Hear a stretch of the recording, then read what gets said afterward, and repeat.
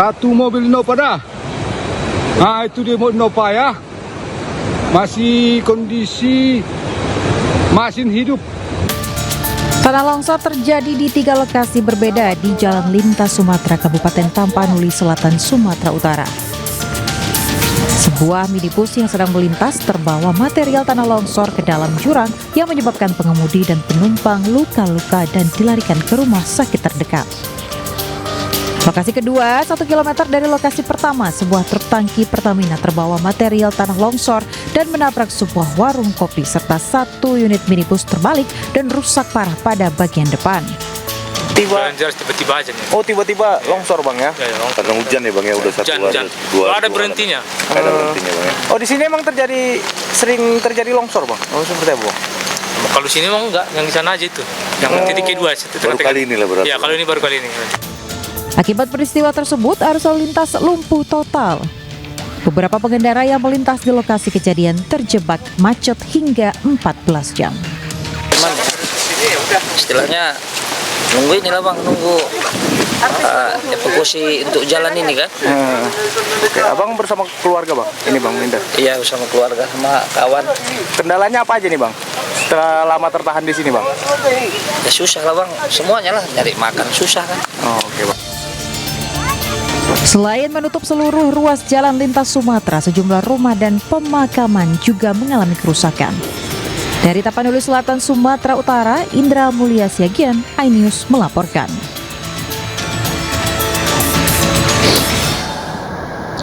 Pemirsa, tim Reserse Kriminal Polda Metro Jaya kembali melakukan pemeriksaan dan olah TKP terkait penemuan jasad Alvaro Kiano Nugroho di Tenjo, Kabupaten Bogor, Jawa Barat yang sebelumnya dilaporkan hilang selama 8 bulan. Pada olah TKP, tim kepolisian berhasil menemukan salah satu kerangka yang diduga merupakan rahang dari jenazah Alvaro Kiano. Informasi ini sekaligus mengakhiri The Prime Show kali ini.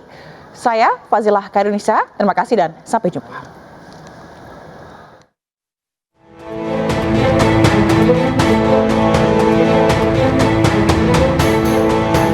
Tim Reserse Kriminal Polda Metro Jaya kembali melakukan pemeriksaan dan olah TKP terkait penemuan jasad Alvaro Kiano Nugroho di Tenjo, Kabupaten Bogor, Jawa Barat yang sebelumnya dilaporkan hilang selama 8 bulan. Tim Reserse Kriminal Polda Metro Jaya bersama tim DVI Rumah Sakit Polri Kramat Jati menyisir titik lokasi tempat ditemukannya kerangka Alvaro Kiano. Dalam proses olah TKP, tim kepolisian juga dibantu dengan 2 anjing pelacak. Pada olah TKP yang dimulai pada pukul 1 siang tadi, tim kepolisian berhasil menemukan jasad salah satu kerangka yang diduga merupakan rahang dari jenazah Alvaro Kiano.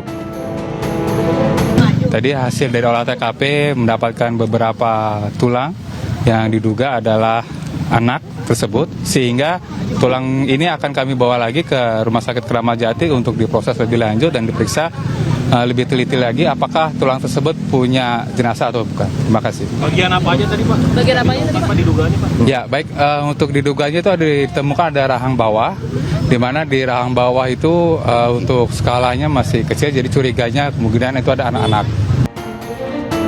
Sementara saat dikonfirmasi awak media soal kelanjutan kasus hilangnya Alvaro Kiano Nugroho karena terduga pelaku telah meninggal dunia, polisi menyebut akan terlebih dahulu memastikan temuan kerangka tersebut apakah benar milik Alvaro atau bukan. Cepat bisa clear semua, gitu mbak. Oke. Pelaku sudah meninggal dunia, apakah kasus ini masih diteruskan atau bagaimana? Kita masih sedalami lebih lanjut apakah terkait dengan apakah dugaan ini temuan ini apakah memang yang diduga almarhum si anak A atau bukan, nanti dari kedokteran nanti akan dalam lanjutan kami. Oke? Gitu ya. Dalam proses olah TKP di Jembatan Cilalai, wilayah Tenjo, Kabupaten Bogor, pihak keluarga Alvaro Kiano tidak hadir untuk menyaksikan langsung proses olah TKP.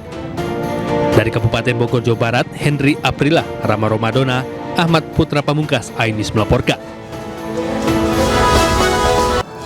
Viral kemunculan bandara hantu di Morowali. Keberadaannya dianggap mengancam kedaulatan negara. Lantas mengapa keberadaan bandara tersebut baru terdeteksi? Sementara itu, Majelis Ulama Indonesia baru-baru ini menyusun sebuah fatwa berkeadilan yang cukup menggemparkan publik. MUI menganggap bahwa rumah berpenghuni hingga sembako tidak boleh dikenakan pajak. Atas seperti apa perhitungan dan penerapannya? Bersama saya, Fazilah Khairunisa. Inilah The Prime Show selengkapnya.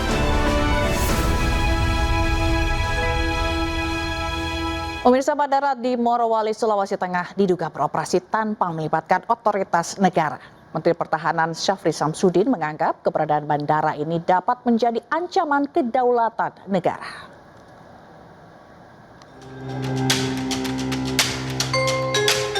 Satuan Tugas Penertiban Kawasan Hutan atau Satgas PKH menemukan bandara yang beroperasi di kawasan PT IMIP, Kabupaten Morowali, Sulawesi Tengah. PKH dalam Instagramnya mengungkap bandara ini beroperasi tanpa ada otoritas negara seperti bea cukai hingga imigrasi. Seluruh kru yang berada di bandara PT IMIP bukan merupakan otoritas negara. Meski bandara ini dibangun dari dana sendiri, Satgas PKH menekankan negara memiliki aturan yang harus ditaati karena dikhawatirkan pengunjung akan bebas keluar masuk ke negara tanpa adanya pengawasan ketat. Dugaan adanya bandara tanpa otoritas negara diungkap Menteri Pertahanan Syafri Samsudin saat melakukan peninjauan intensif di Morowali, Sulawesi Tengah dalam rangka simulasi pertahanan integrasi TNI. Bandara yang tidak memiliki perangkat negara yang bertugas di dalam bandara tersebut. Ini merupakan hal yang anomali di dalam negara Kesatuan Republik Indonesia yang kita harus menegakkan regulasi, tapi ternyata masih terdapat celah-celah yang merupakan kerawanan terhadap kedaulatan ekonomi, bahkan juga bisa berpengaruh kepada stabilitas nasional.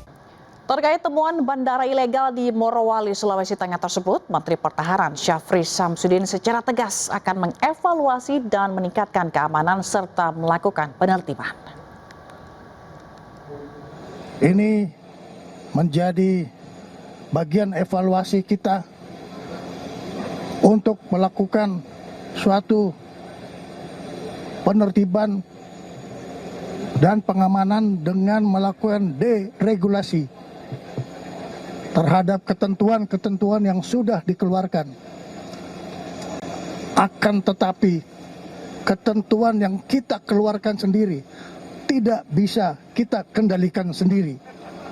Ini adalah satu anomali.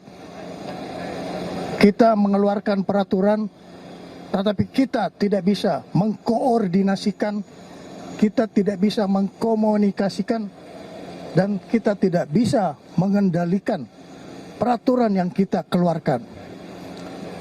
Sehingga ini menyebabkan manfaat yang diambil oleh orang lain untuk kepentingan kelompoknya. Negara hadir untuk menegakkan hukum, menegakkan regulasi, dan kita perbaiki semua hal-hal yang sudah kita lihat selama ini terjadi.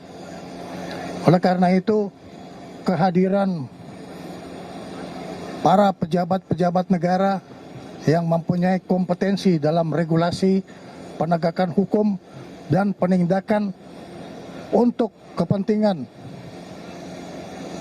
menjaga kedaulatan negara, khususnya di bidang kedaulatan ekonomi, ini akan terus kita tingkatkan.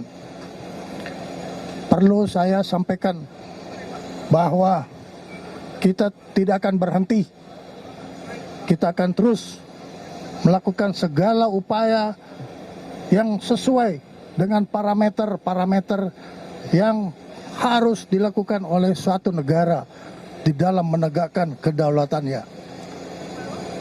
Oleh karena itu, dengan simulasi latihan ini menunjukkan asumsi bahwa hati-hati negara selalu diintip oleh celah-celah kerawanan yang bisa mengganggu kedaulatan kita. Jika memang benar ada bandara tidak resmi di Morowali, lantas siapa yang harus bertanggung jawab dan bagaimana dampaknya terhadap stabilitas geopolitik Indonesia? Kita akan membahasnya bersama Direktur Foxpol Center, Pangi Syarwi Caniago. Halo Bang Pangi, apa kabar? Kabar baik. Baik, Bang Pangi, ini mengapa Bang pemerintah ini bisa lengah terhadap kehadiran bandara tersebut, Bang? Iya, di satu sisi kita percaya bahwa negara itu punya mata-mata, punya intelijen yang kuat, banyak yang nggak mungkin kecolongan lah, kira-kira begitu ya. Yang kedua adalah tiba-tiba ada bandara hantu di Morowali ini kan juga menjadi pertanyaan. Selama ini kan katanya presiden sendiri yang pernah meresmikan. Terus waktu capres kabarnya saya dengar ada salah satu calon presiden waktu itu nggak bisa mendarat karena nggak dapat izin sehingga tidak bisa kampanye efektif di Morowali, katanya begitu. Ada juga cerita-cerita menteri-menteri sering juga bolak-balik di bandara Morowali dari dulu kunjungan gitu. Bahkan dalam konteks peristiwa COVID pun bandara Morowali yang PT IMIP ini dianggap sebagai tulang punggung sehingga orang bisa leluasa untuk waktu itu karena COVID gitu. Nah, tiba-tiba hari ini baru bunyi ada apa sebenarnya? Apakah karena memang rezim sudah berganti atau memang negara yang kedua adalah kemana kok kedaulatan negara dijual seperti ini gitu? Karena negara ini kan nggak boleh ada pejabat kita yang jadi londo ireng, pejabat yang berkhianat menjual kedaulatan negara ini. Baik. Ada dalam negara dalam negara yang disampaikan Menhan itu ini ilegal. Nah ini kenapa baru sekarang gitu. Oke. Nah, Bang Pangi, tadi kan Bang Pangi juga bilang apakah karena ada pergantian rezim gitu. Tapi ini udah berjalan hampir 1 tahun begitu ya. Maksudnya berjalan 1 tahun, tapi kenapa baru sekarang dipermasalahkannya? Ya bisa saja memang negara baru punya keberanian untuk sekarang, mungkin kuda-kudanya udah kuat untuk melihat ada ancaman terhadap kedaulatan negara, adanya barang-barang nanti yang ilegal, narkotika, narkoba, senjata ilegal. Bisa dibayangkan orang-orang yang selama ini harus ke bandara-bandara resmi, tiba-tiba mereka bisa leluasa keluar masuk Indonesia dengan bandara hantu Morowali ini dan seterusnya. Nah, kenapa baru sekarang? Nah, ini kalau kemudian saya melihat ada juga statement lain misalnya, ya ini karena hanya pembagian jatah saja gitu. Juga begitu, karena memang ini pembagian coupling saja, mungkin ada yang nggak kebagian dan seterusnya. Tapi yang di sisi lain kita juga melihat ini persoalan yang memang agak serius, bahwa jangan bermain-main soal kedaulatan negara gitu. Jadi kalau ada kemudian pengkhianat, ada orang yang kemudian menjual kedaulatan negara ini, ya mereka harus diadili semua, menurut saya. Baik. Tapi kalau kemudian presiden yang pernah meresmikan itu adalah presiden sebelumnya, berarti kan kenapa cerita lagunya judulnya hari ini ilegal? Kalau memang udah presiden yang meresmikan, harusnya kan itu presiden sebagai kepala negara dan kepala pemerintahan. Berarti ini kan beneran nggak boleh ilegal. Nah, pertanyaan kenapa kemudian otoritas kita nggak ada di sana? Baik. Jadi untuk mengawasi bandara ini. Baik. Jadi menurut Bang Pangi, siapa yang harusnya bertanggung jawab dengan adanya bandara hantu ini, Bang? Pertama adalah presiden sebelumnya, pasti harus bertanggung jawab. Yang kedua adalah